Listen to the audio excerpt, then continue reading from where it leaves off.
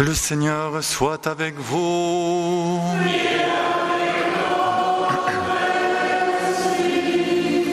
Évangile de Jésus-Christ selon saint Jean.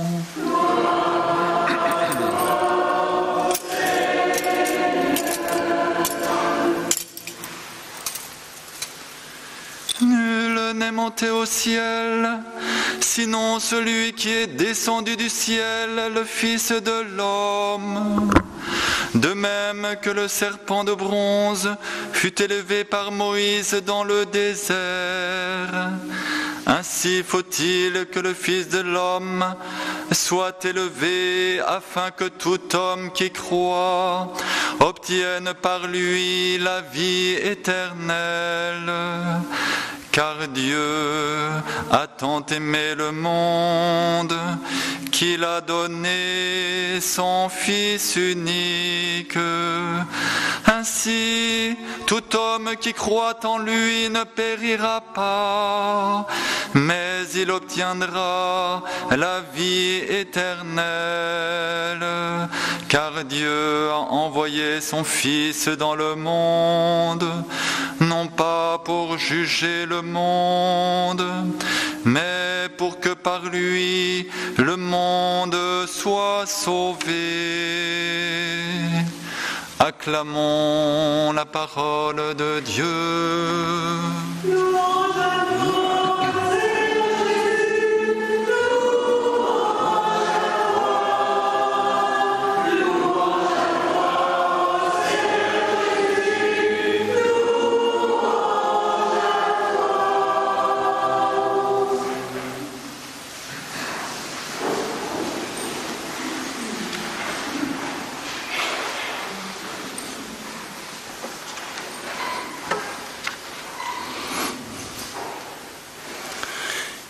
Il y a un petit détail de la croix qui vient de me frapper. Vous voyez le lierre qui monte sur la croix. Selon saint Augustin, c'est l'image du couple.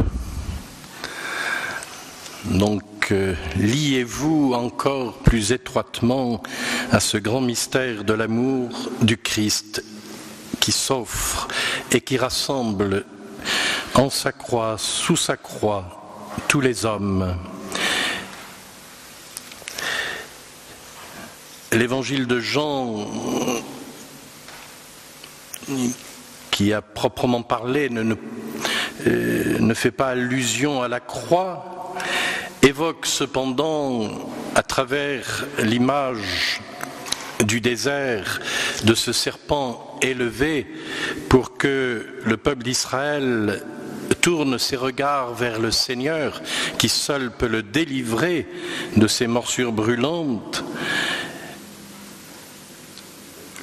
L'Écriture reprendra plus tard, en particulier dans l'Apocalypse, ils lèveront les yeux vers celui qu'ils ont transpercé, et ils seront guéris, ils seront délivrés.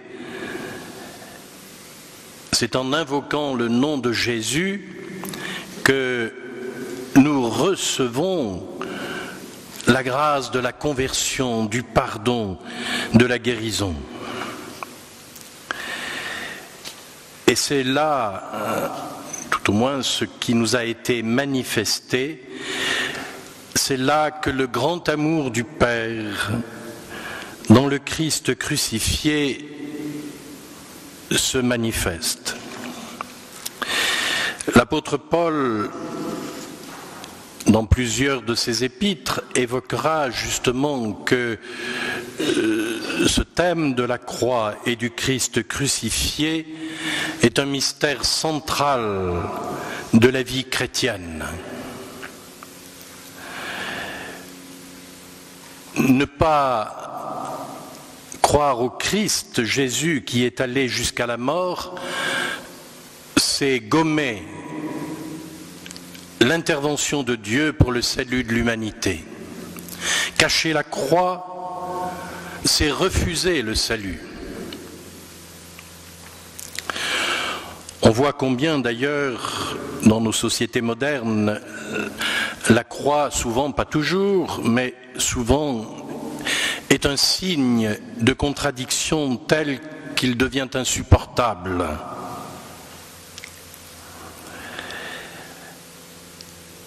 Et plus que jamais, comme l'apôtre Paul, nous sommes appelés à cette identification avec le Christ crucifié. Je suis crucifié pour le monde, dira Paul aux Galates. Et ma vie présente, je la vis dans la confiance, dans la foi au Fils de Dieu qui m'a aimé et s'est livré pour moi. Tel est le grand mystère auquel nous sommes appelés, non pas à fuir la croix. Jésus le dira, mon disciple, c'est celui qui prend sa croix chaque jour. Non pas donc à la fuir, mais à la prendre courageusement, résolument. Bien sûr, nos forces parfois semblent défailler sous le poids de la croix.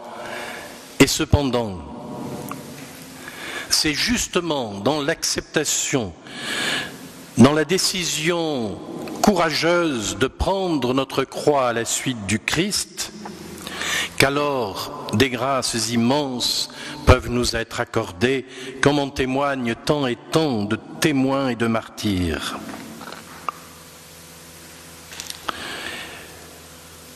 Il y a déjà très longtemps, quand j'étais en Afrique du Nord, je prêchais au Maroc une retraite. À la fin de cette retraite, une religieuse franciscaine missionnaire de Marie qui vivait dans le Haut-Atlas parmi les nomades sous une tente. Elle avait été adoptée par une famille bédouine et là elle exerçait ce double rôle, je dirais, à la fois de la prière et de la compassion. Étant infirmière, elle soignait les tribus nomades qui venaient vers elle pour recevoir des soins, des médicaments, etc. Et à la fin de la retraite, cette religieuse m'invite à la rejoindre, à partir avec elle, et nous étions dans ce qu'on pourrait appeler ici l'hiver, la rejoindre donc dans le Haut-Atlas pour y planter la croix, signe de la victoire. Le monde dans lequel elle vivait n'était qu'un monde berbère et musulman, de nomades. Et lorsque nous sommes arrivés, il y avait de la neige. Je n'avais pas prévu cette escapade montagneuse et montagnarde.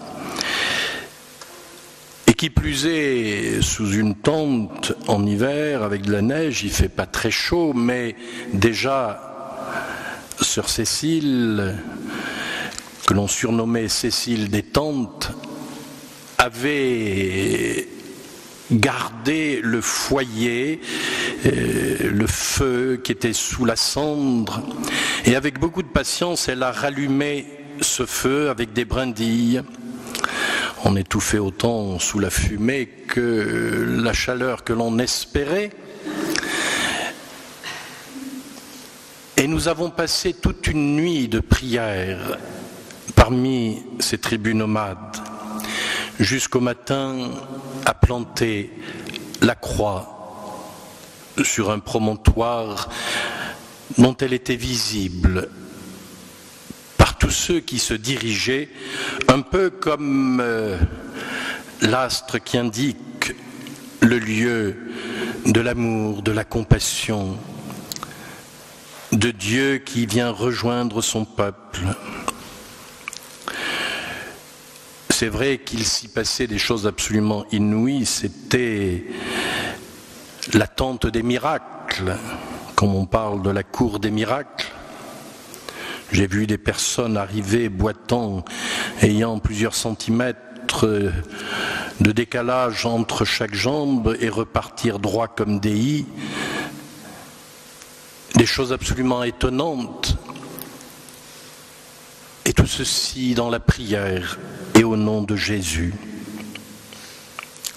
La croix est le signe manifeste de la victoire de Dieu. En Afrique de l'Ouest, il y a quelques années, lorsque je m'y trouvais, un groupe de prière nous avait invités pour ces 10 ans de groupe de prière à célébrer cet anniversaire. Et ce qui m'a été donné comme sujet de prédication, c'était la croix. La télévision avait retraduit donc cette rencontre, cette journée, et un pasteur évangélique a vu à la télévision un prêtre catholique prêcher sur la croix. Ça lui semblait totalement improbable. Alors il s'est mis à rechercher le prêtre catholique en question. Et en fait, nous habitions la même ville, mais il a fait le tour de la Côte d'Ivoire avant de me trouver. Et ce qui nous a réunis profondément dans une même prière, une même foi, c'est justement cet amour que le Père nous a manifesté en son Fils. Et la preuve que Jésus nous aime, dira Paul, c'est qu'il est mort pour nous. Alors que nous étions ennemis de Dieu, il est mort sur la croix. Gardons fermement dans nos cœurs, dans nos vies, dans le témoignage que nous pouvons rendre sans être agressants, mais gardons fermement, fortement ce signe de la croix, car il est le signe de l'amour de Dieu envers les hommes. Certes, un signe pour beaucoup incompréhensible, mais je vous assure que pour ceux qui ne connaissent pas le mystère chrétien, la croix parle immédiatement au cœur. C'est nos pays de vieille tradition chrétienne et qui cherchent à écarter ce signe.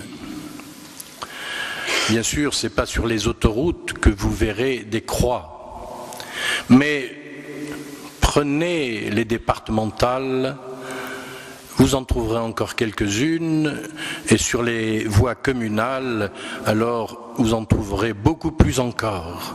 Parce que nos anciens, à tous les carrefours, avaient posé ce signe qui était comme un rappel, où l'on voyait des hommes, des femmes, des enfants, des vieillards s'arrêter quelques instants, prier, se signer, déposer un bouquet de fleurs. Notre pays a été quadrillé par les calvaires.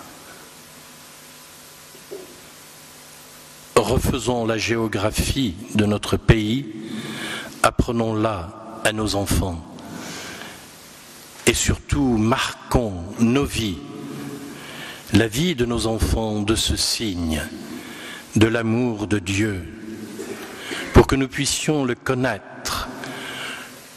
Comme dira encore saint Paul, connaître toute la profondeur de l'amour de Dieu, sa hauteur, sa profondeur, sa largeur, sa longueur, l'immensité de l'amour de Dieu dont nous avons été enveloppés. Amen.